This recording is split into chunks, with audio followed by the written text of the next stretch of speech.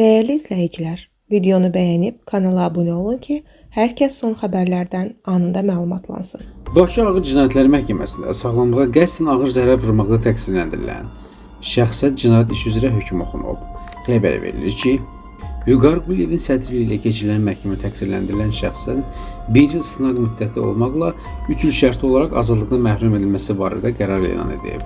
Qeyd edək ki, dövlət imtahançısı həmin şəxsin 3 il 6 ay müddətinə həbs olunmasını istəmişdi. Xatırladaq ki, hadisə ötən il sentyabrın 3-də Bakının Xətai rayonunda baş verib.